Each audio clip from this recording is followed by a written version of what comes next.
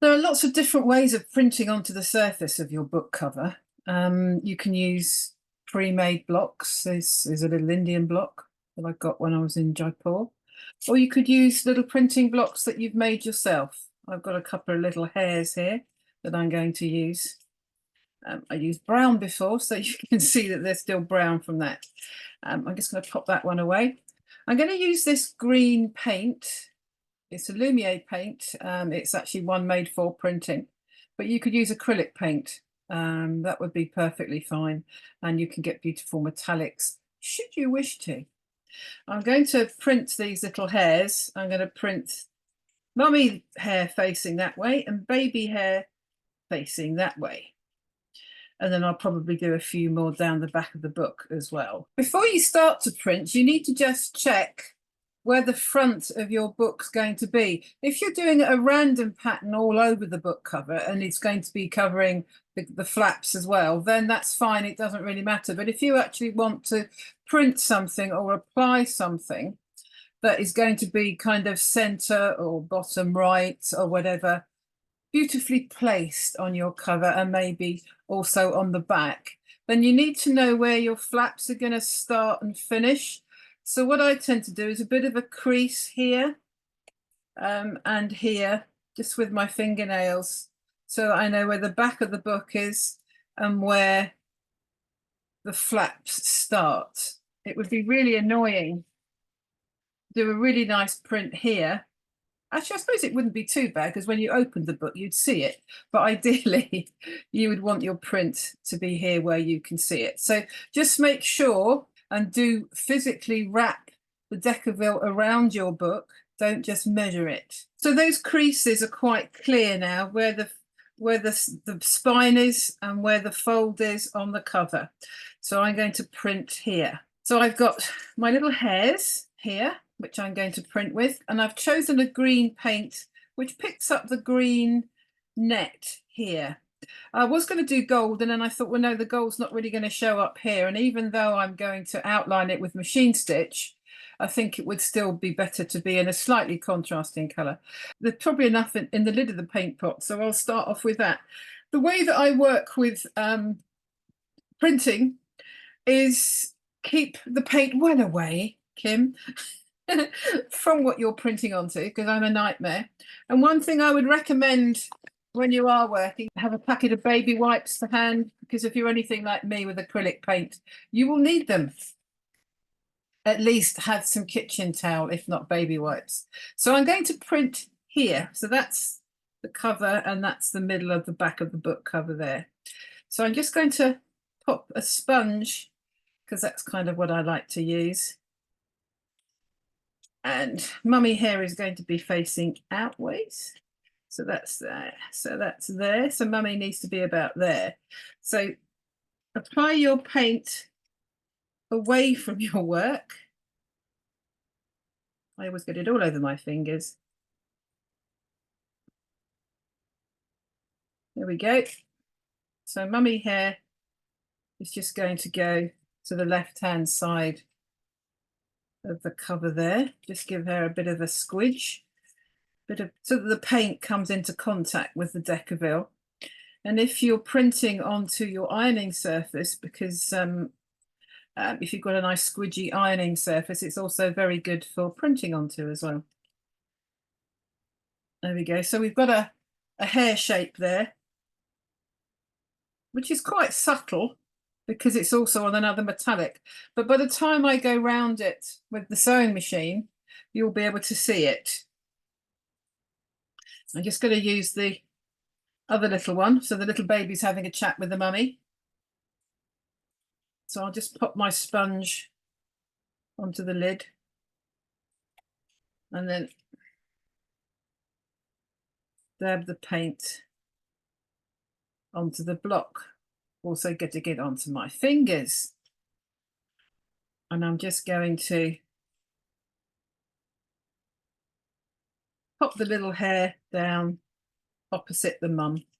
When I make printing blocks, I make mirror blocks. So I've got one facing one way and one facing the other way. There we go. That should be printed okay. Yeah. that's come out quite well. It's difficult to see in the light because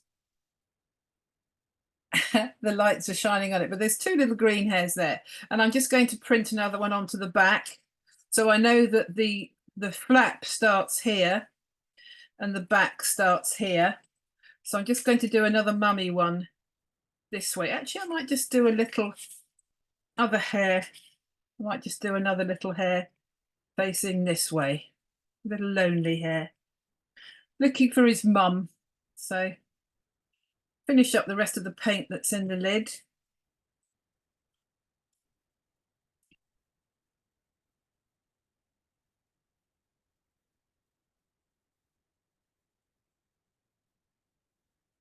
There we go. That should be enough.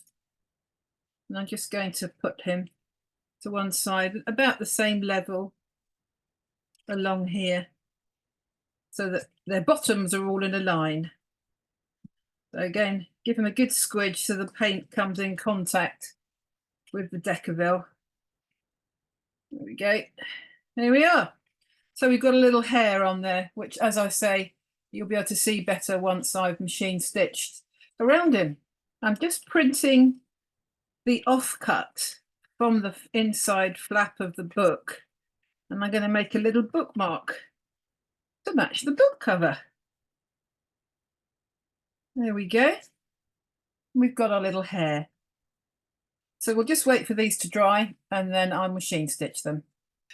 So the paint's all dry now and I'm going to start machining these, but I just wanted to remind you about the little elements that you might have made on the Now You See It water soluble workshop that's included in the library. So as I just said, don't forget any elements that you have made previously or want to do specifically for this task. A lot of the workshops join up around the back on the video library because you can layer up all the different techniques, not necessarily all at once, but maybe 2 or 3 at a time. So there's nothing wrong with adding your little elements. I probably wouldn't mix little blue fish with green hairs, but we could. You can just get an idea with the colours there. He'd probably better that way because it looks like his eye should be going that way and he should probably be going that way as well. But you get the idea. So this could be an underwater scene as opposed to a hair scene.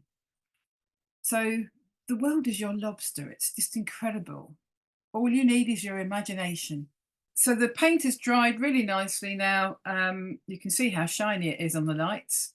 And now I'm going to get my machine out and I'm going to do some free machine embroidery just to bring up some definition around the hairs. Right, I've chosen the colour thread that I want. It's quite dark because I want to have a nice outline. And my feed dog is down and I've got a darning foot on the machine, but I'm not using an embroidery ring, even though I'm doing free machine embroidery, because even this Decovil light, as opposed to Decovil 1, which is the heavier one, this Decovil light doesn't need any stabilizing because you can just stitch away. It's really good. It's not going to bend or stretch or move. So before I start off, as always, you get hold of the thread, put your foot down, and then wherever you want to start, you hang on to the top thread and you pull the bottom thread up like that. So both threads are on the top of your work. Then you hold on to those, if I can get hold of them. I cut my fingernails, it's always handy. But your needle in your work, where you want to start off, always start with your needle in your work. Then you know you've got enough threads to make the next stitch. There's nothing more irritating than starting off, you're all organised, and then you haven't got enough thread all the way through and it becomes unthreaded. So always start with your needle in your work and then just ease off and off you go.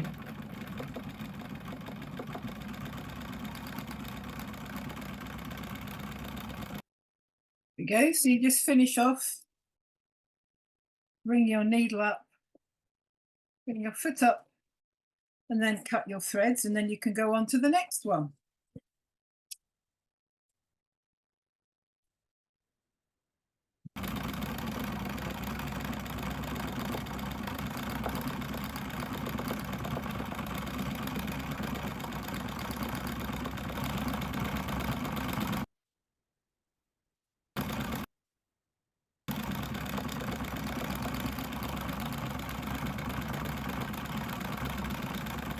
Before I can make up the book cover and stitch it to shape so that we can slip the book in, I need to seal the Decovil with all the fabrics and the gilding flake, because in time they will just all fall off with the use of your book. So what I use is acrylic wax or golden gel medium. They're both acrylic, they dry clear and they dry nice and fast, so they'll be waterproof.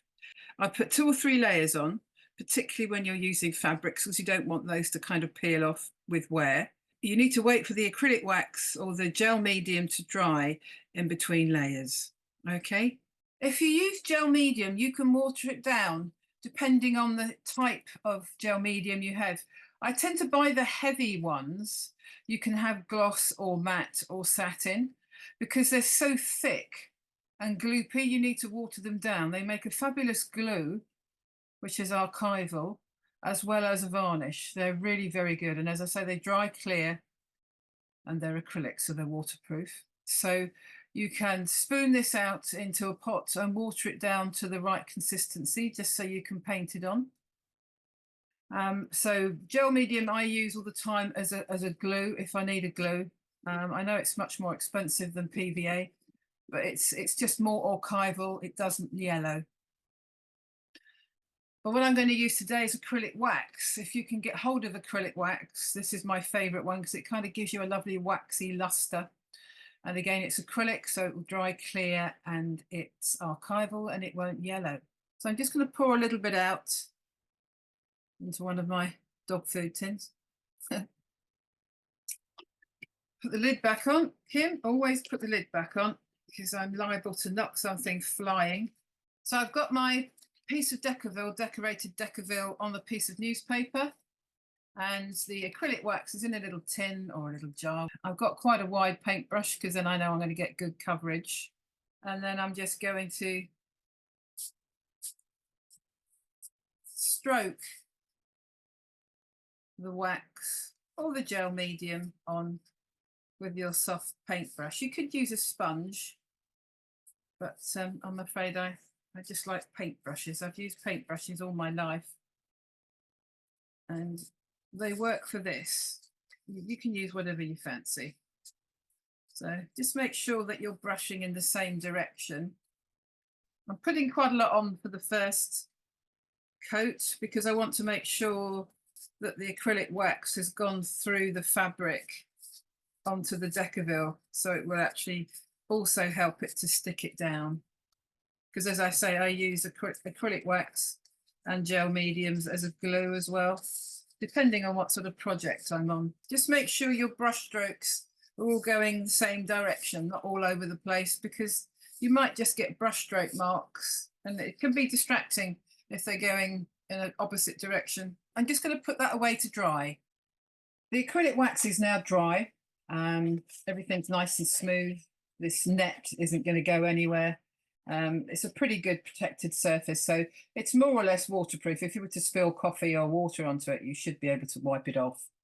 I've also sealed the little book cover that I made from the bit that I cut off the edge of the flap. I just need to stitch the flap together on the edge here and here. I'm probably going to hand stitch it because the Decovil is quite thin and the stitches won't take a huge amount of pressure. So I'm just going to hand stitch that now, ready to finish the little book. There he is, the little one lonely on the back. But that's come up really quite nicely. Nothing too contrasty, just a pretty embellished. Here we have the finished, sealed and stitched book cover and the little bookmark. It's all worked out quite well. This is the front of the book cover. And here is the back. So I've used a grey machine sewing thread just to hand stitch the edges together. There and there. And there we are. A little book cover and a bookmark. Ready for my 2024 diary.